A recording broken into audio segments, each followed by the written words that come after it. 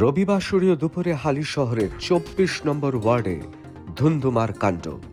এক তৃণমূল কর্মীর রহস্যময় মৃত্যুর ঘটনাকে কেন্দ্র করে উত্তাল রাজ্য রাজনীতি।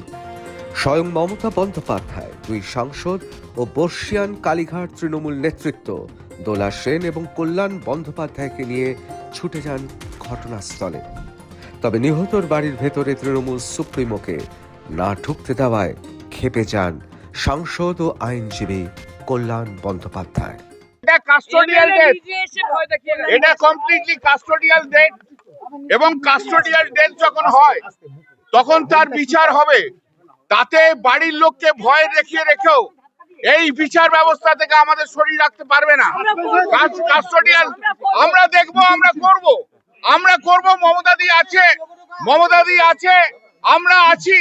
আজকে ওদেরকে যেভাবে ভয় দেখিয়ে বাড়ির ভেতর ঢুকিয়ে রাখা হচ্ছে, তা বাংলার মানুষ কেন, ভারতবর্ষের মানুষ দেখবে বিচার ব্যবস্থা কি, এবং এই বিচার ব্যবস্থায় এই আইসি থেকে আরম্ভ করে তাদের শাস্তি হবে। আমরা ডিজি এবং সিপি ইমিডিয়েটলি আমরা রেজিগনেশন চাই। মমতা বন্দ্যোপাধ্যায় গোটা ঘটনাকে অগণতান্ত্রিক এবং স্বৈরাচারী সরকারের বহিঃপ্রকাশ বলে ক্ষোভে ফেটে পড়ে। এখানে চিফ মিনিস্টার আর বিজেপি সন্ত্রাস চলছে। অভিযোগ, মমতা বন্দ্যোপাধ্যায় হালি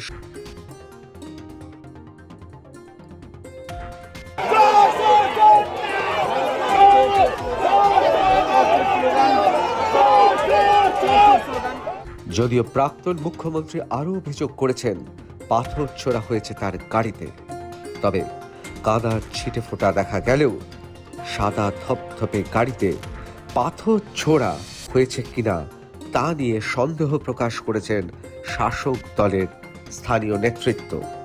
স্বাভাবিক, এই চত্বরটা জানেন, 7 বছরে এই চত্বরটা এই বীর্যু কেহর যে মারা গেছে যে বীর্যু কেহর, তার প্রতি সহানুভূতি রেখে বলছি, তার পরিবারের প্রতি সহানুভূতি রেখে বলছি, এই চত্বরটা কে গরম করে রেখেছিল, আমাদের এত ছেলেকে কে বাইরে বের করে রেখেছিল? এই বীর্যু কেহর। এই কমল অধিকারীর নেতৃত্বে এই পুরো শাসন ব্যবস্থা চালাতো।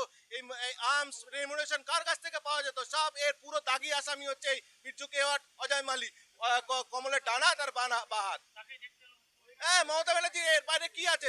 শুধু শাসনকাল চালিয়েছে চোর, গুন্ডা আর পুলিশ। এর বাইরে মমতা ব্যানার্জির শাসনকালে কোনো ভদ্র মানুষ নেই। স্বাভাবিক, এই চত্বরটা জানেন, হালিশহর 23-24, কাঁচাপাড়া 23-24, একদম লাশের উপর দাঁড়িয়ে রাজনীতি করার চেষ্টা করেছিল এই কমল অধিকারী, সুবোধ অধিকারীর নেতৃত্বে বীর্যু কেহর আর আপনার এই অজয় মালি।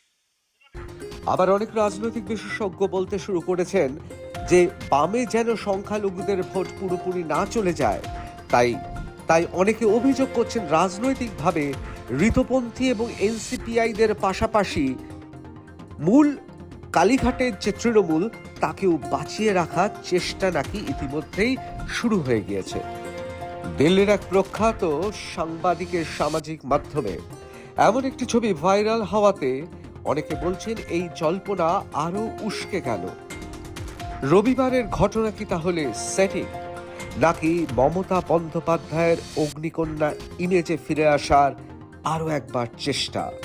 এর উত্তর দেবে সময়। সুব্রত পালের রিপোর্ট, দিনকাল নিউজ।